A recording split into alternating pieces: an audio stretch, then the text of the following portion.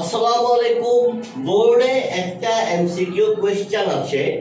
এই কোয়েশ্চেনটা যারা ইউনিভার্সিটি অ্যাডমিশন টেস্ট দিবেন, যারা ক্যান্ডিডেট আছেন, তাদের জন্য গুরুত্বপূর্ণ একটা MCQ.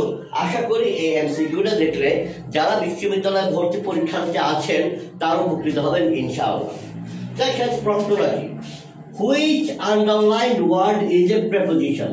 Which underlined word is a preposition, অর্থাৎ চারটা সেন্টেন্স দেওয়া আছে, প্রত্যেক সেন্টেন্সের নিচে একটা করে ওয়ার্ড আন্ডারলাইন করা আছে।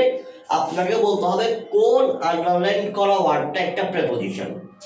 এখন দেখেন একটা ওয়ার্ড প্রিপোজিশন, একটা ওয়ার্ড এই যে বাট, এই বাট ওয়ার্ডটা কনজাংশন হিসেবে ব্যবহৃত হতে পারে, বাট ওয়ার্ডটা অ্যাডভার্ব হিসেবে ব্যবহৃত হতে পারে, বাট ওয়ার্ডটা প্রিপোজিশন হিসেবে ব্যবহৃত হতে পারে, এবং এই বাট ওয়ার্ডটা কখনো কখনো ভার্ব হিসাবে ব্যবহৃত হতে পারে। তো যদি বাক্যে বাট থাকে, এটা কখন প্রেপোজিশন হিসেবে ব্যবহৃত হবে? প্রেপোজিশন হিসেবে ব্যবহৃত হওয়ার জন্য প্রেপোজিশন হিসেবে ব্যবহৃত হওয়ার জন্য এই বাটটা হয় বাটটা অ্যাকসেপ্টের অর্থ দিবে। বাট দ্বারা বোঝাবে অ্যাকসেপ্ট, অথবা আপনি বলতে পারেন উইদাউট, একই জিনিস, অ্যাকসেপ্ট অথবা উইদাউট।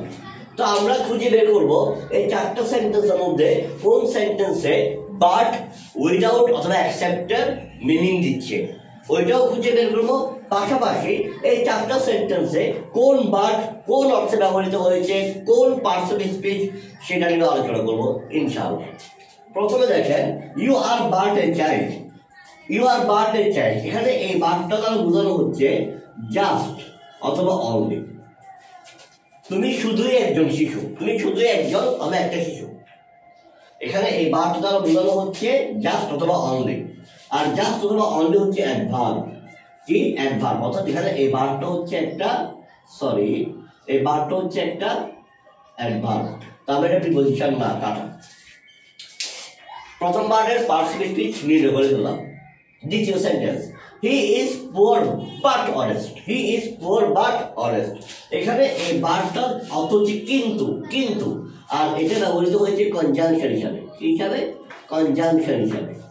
তার মানে এটাও প্রিপোজিশন না, প্রিপোজিশন না। তারপর sentence, but me no birds. But me no birds, এটা দ্বারা বোঝায় কিন্তু কিন্তু করো না, কিন্তু কিন্তু করো না, অথবা কোনো অজুহাত দিও না, অথবা আমাকে কোনো অজুহাত দিও না। বাট মি নো বার্ডস, এখানে এই বাটটা ব্যবহৃত হয়েছে ভার্ব হিসাবে। এটা আগে বলছিলাম যে বাট কখনো কখনো ভার্ব হিসাবে ব্যবহৃত হতে পারে। এখানে এই বাটটা ভার্ব হিসাবে ব্যবহৃত হয়েছে, তার মানে এটা উত্তর না। তাহলে সর্বশেষ অপশন যেটা আছে এটাই উত্তর, আমরা তো জানি, কারণ যেহেতু প্রথম তিনটা উত্তর না, অপশন আছে একটা, এটাই উত্তর। কিন্তু এটা কেন উত্তর সেটার মধ্যে ব্যাখ্যা দেওয়া প্রয়োজন আছে। None but the brave deserve the fair, অর্থাৎ শুধুমাত্র সাহসীরাই ভালো কিছু পাওয়ার যোগ্যতা রাখে। অর্থাৎ শুধুমাত্র সাহসীরাই ভালো কিছু পাওয়ার যোগ্য, সুন্দর কিছু পাওয়ার যোগ্য।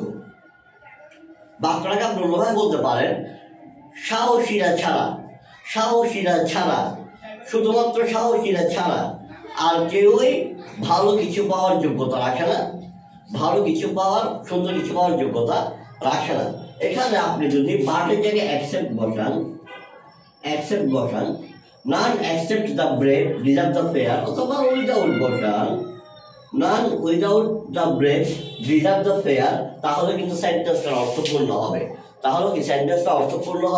অর্থাৎ শুধুমাত্র সাহসীরাই ভালো কিছু পাওয়ার যোগ্য, সুন্দর কিছু পাওয়ার যোগ্য, সাহসীরা ছাড়া আর কেউই ভালো কিছু কিংবা সুন্দর কিছু পাওয়ার যোগ্যতা রাখে না।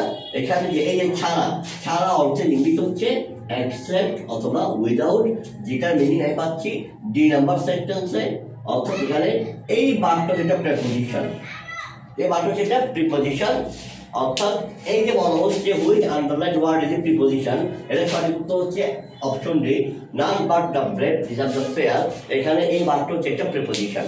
Thank you so much. আসসালামু আলাইকুম।